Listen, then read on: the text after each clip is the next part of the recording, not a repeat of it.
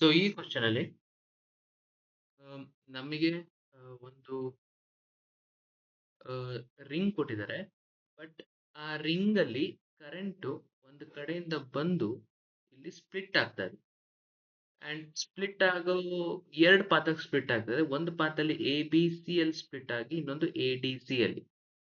So ಒಟ್ಟು ಬರ್ತಿರುವಂತ current I not ಇದೆ and flows through a metallic circular loop of radius r.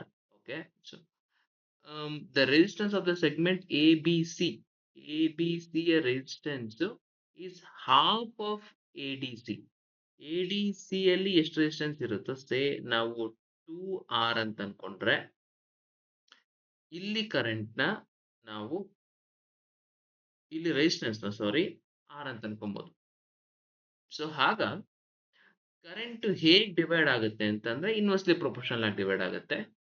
So ಎಲ್ಲಿ resistance ಜಾಸ್ತಿ ಇರುತ್ತೆ ಅಲ್ಲಿ ಕಡಿಮೆ ಕರೆಂಟ್ ಫ್ಲೋ ಆಗುತ್ತೆ. ಸೊ ಇಲ್ಲಿ ರೆಸಿಸ್ಟೆನ್ಸ್ 2R ಇತ್ತು ಅಂತಂದ್ರೆ ಇಲ್ಲಿ ಕರೆಂಟ್ ಐ ನಾಟ್ ಅಲ್ಲಿ, ಸೊ ಇಲ್ಲಿ ಕರೆಂಟ್ ನ ನಾವು I1 ಅಂತ ಅನ್ಕೊಂಡ್ರೆ ಇಲ್ಲಿ ಕರೆಂಟ್ ನ ನಾವು I2 ಅಂತ ಅನ್ಕೊಂಡ್ರೆ ಈ ಕರೆಂಟ್ ಅಂದ್ರೆ I1 ಕರೆಂಟ್ I2 ಕರೆಂಟ್ ಕಿನ್ನ ಕಡಿಮೆ ಇರುತ್ತೆ. ಯಾಕೆ ಅಂತಂದ್ರೆ ಇಲ್ಲಿ ರೆಸಿಸ್ಟೆನ್ಸ್ ಜಾಸ್ತಿ.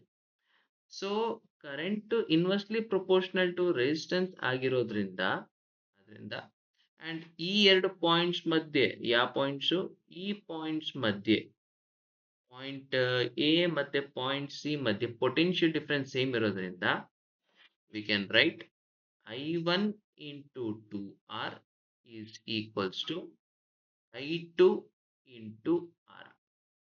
ಸೊ ನಾವು R ಮತ್ತೆ R ನ ಕ್ಯಾನ್ಸಲ್ ಮಾಡಿದ್ರೆ I2, ಇದು I2 ಅಂದ್ರೆ ಇದ್ರಲ್ಲಿ ಹೋಗುವಂತ ಕರೆಂಟ್ ಎ ಬಿ ಸಿ ಅಲ್ಲಿ ಹೋಗುವಂತ current A D C current ಎಷ್ಟು ಕರೆಂಟ್ ಹೋಗೋದು ಅದ್ರ ಟ್ವೈಸ್ ಇರುತ್ತೆ. ಸೊ ಟೋಟಲ್ ಕರೆಂಟ್ ನ ನಾವು I1 ಪ್ಲಸ್ I2 ಅಂತ ಬರಿಬಹುದು ಕಿರ್ಚಾಫ್ ಕರೆಂಟ್ ಲಾ ಇಂದ ಪಾಯಿಂಟ್ ಎ ಅಲ್ಲಿ, which is equals to I naught. So ಈಗ I2 is equals to 2I1 ಅಂತ ಅನ್ಕೊಂಡ್ರೆ ನಾವು I2 ಜಾಗಕ್ಕೆ ಇದನ್ನ ಸಬ್ಸ್ಟಿಟ್ಯೂಟ್ ಮಾಡೋಣ, which is 2I1 which is equals to I naught.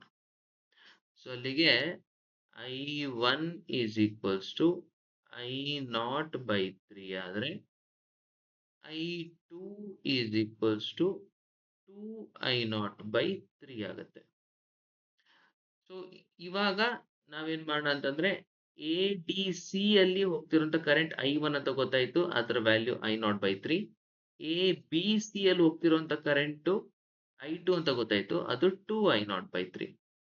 So ಇವಾಗ ಎ ಡಿ ಸಿ ಅಲ್ಲಿ ಕರೆಂಟ್ ಹೀಗೆ ಹೋಗ್ತಾ ಇದೆ I1 and A B C ಅಲ್ಲಿ ಕರೆಂಟ್ ಹೀಗೆ ಹೋಗ್ತಾ ಇದೆ I2. ನಾವು ಎ ಡಿ ಸಿ ಅಲ್ಲಿ ಕರೆಂಟ್ ಹೋಗೋದ್ರಿಂದ ಪಾಯಿಂಟ್ ಓ ಅಲ್ಲಿ ಮ್ಯಾಗ್ನೆಟಿಕ್ ಫೀಲ್ಡ್ ಹೇಗೆ ಅಂತ ಕ್ಯಾಲ್ಕುಲೇಟ್ ಮಾಡ್ಕೊಳ್ಳೋಣ. ಸೊ ಎ ಡಿ ಸಿ ನೋಡೋಣ. ಎ ಡಿ ಸಿ ಅಲ್ಲಿ ಸೊ ಕರೆಂಟ್ ಹೀಗೆ ಹೋಗ್ತಾ ಇದೆ. ಸೊ ಎ ಡಿ ಸಿ ಅಲ್ಲಿ ಕರೆಂಟ್ ಹೀಗೆ ಹೋಗ್ತಾ ಇದೆ and this is I1. And ನಾವು ಫಿಂಗರ್ಸ್ ನ ನಾವು ಕರೆಂಟ್ ಡೈರೆಕ್ಷನ್ ಅಲ್ಲಿ ಕರ್ಲ್ ಮಾಡಿದ್ರೆ, ಸೊ ಇಲ್ಲಿ ಸ್ಕ್ರೀನ್ ಅಲ್ಲಿ ನೋಡ್ತಿದ್ರೆ ಕ್ಲಾಕ್ ವೈಸ್ ಕಾಣಿಸುತ್ತೆ. So clockwise direction fingers ನ ಕರ್ಲ್ ಮಾಡಿದ್ರೆ thumb is pointing towards the screen. ಅಂದ್ರೆ ಪ್ಲೇನ್ ಆಫ್ ದ ಪೇಪರ್ ಗೆ ಕಂಪೇರ್ ಮಾಡ್ಕೊಂಡ್ರೆ ಪ್ಲೇನ್ ಆಫ್ ದ ಪೇಪರ್ ಗೆ ಇನ್ವರ್ಟ್ಸ್. ಸೊ I1 ಇಂದ ಬರುವಂತ ಮ್ಯಾಗ್ನೆಟಿಕ್ ಫೀಲ್ಡ್ ಇನ್ವರ್ಟ್ಸ್ ಇರುತ್ತೆ ಅಂಡ್ ಅದರ magnitude we know that P is equals to mu naught I by 2 pi R into theta by 2 pi. pi ಇರಲ್ಲ, mu naught I by 2 R theta by 2 pi. ಇದು general formula, ಅಂದ್ರೆ ಯಾವುದೇ angle ಇತ್ತು ಅಂತಂದ್ರೂ ಆಗುತ್ತೆ. So ಇವಾಗ ನಾವು ಬರೀ ಎ ಡಿ ಸಿ ನೋಡ್ತಿರೋದ್ರಿಂದ ಎ ಡಿ ಸಿ ಕವರ್ ಮಾಡ್ತಿರುವಂತ ಆಂಗಲ್ ಬಂದು pi. Remember pi is in radians. So magnetic field B is equals to mu naught I by R, theta is pi, either 2 pi, pi cancel. So mu naught I by 4R. So ಇವಾಗ ನಾವು A D C ಗೆ ಮಾಡ್ತಿರೋದ್ರಿಂದ radius is small r and I value ಬಂದು I1. So we'll write I1 and I1 value ನಾವು substitute ಮಾಡ್ಕೊಳ್ಳೋಣ I0/3. So mu not I1 ಅಂತಂದ್ರೆ I0/3. So 3 ಕೆಳಗಡೆ ಬಂದ್ರೆ 4 3s are 12 and ಇದು R. So small r. And the direction is inwards ಅಂದ್ರೆ into the plane of paper. ಅದೇ ತರ ಇವಾಗ ಸೊ ಇದು ADC ಇದು. ಅದೇ ತರ ABC ನೋಡೋಣ. ಹೀಗಿದೆ A B C. ಈ ಕರೆಂಟ್ ನಾವು I2 ಅಂತ ಅನ್ಕೊಂಡಿದೀವಿ. ಸೊ ಈಗ ಕರೆಂಟ್ ಡೈರೆಕ್ಷನ್ ಅಲ್ಲಿ ಫಿಂಗರ್ಸ್ ನ ಕರ್ಲ್ ಮಾಡಿದ್ರೆ ಥಂಬ್ ಇಸ್ ಪಾಯಿಂಟಿಂಗ್ ಔಟ್ವರ್ಡ್ಸ್. ಅಂದ್ರೆ ಇದು out of the plane of paper.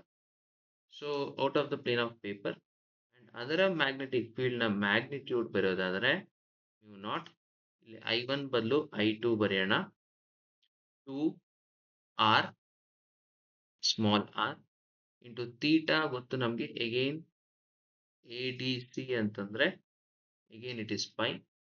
pi/2 ಅಂದ್ರೆ pi ಕ್ಯಾನ್ಸಲ್ ಆಗಿ again we are getting 1/2. So this is mu naught I2 upon 4R. And I2 value ಗೊತ್ತು ನಮಗೆ. I2 value is 2I0/3. So mu naught into 2I0 upon 3 ಅಂತಂದ್ರೆ 4 3s are 12 into R. And ಇದರ direction net magnetic field which is outwards. So ಅಲ್ಲಿಗೆ point O ಅಲ್ಲಿ ಒಂದು outwards ಇದೆ and ಒಂದು inwards ಇದೆ. ಎರಡನ್ನು ಕಂಪೇರ್ ಮಾಡಿದ್ರೆ ಎರಡರ ಮ್ಯಾಗ್ನಿಟ್ಯೂಡ್ ಡಿಫ್ರೆಂಟ್ ಇದೆ ಅಂಡ್ ಡೈರೆಕ್ಷನ್ ಡಿಫ್ರೆಂಟ್ ಇದೆ. ಅಂಡ್ mu ನಾಟ್ I/12R ಇದೆ. ಇದು mu ನಾಟ್ 2. ಸೊ ಇದನ್ನ ಕಂಪೇರ್ ಮಾಡ್ಕೊಂಡ್ರೆ ಇದರ ಮ್ಯಾಗ್ನಿಟ್ಯೂಡ್ ದಟ್ ಮೀನ್ಸ್ ಔಟ್ವರ್ಡ್ಸ್ ಬರ್ತಿರುವಂತ ಮ್ಯಾಗ್ನಿಟ್ಯೂಡ್ ಇನ್ವರ್ಡ್ಸ್ ಬರ್ತಿರೋ ಮ್ಯಾಗ್ನೆಟಿಕ್ ಇಂದ 2 ಟೈಮ್ಸ್ ಜಾಸ್ತಿ ಇದೆ.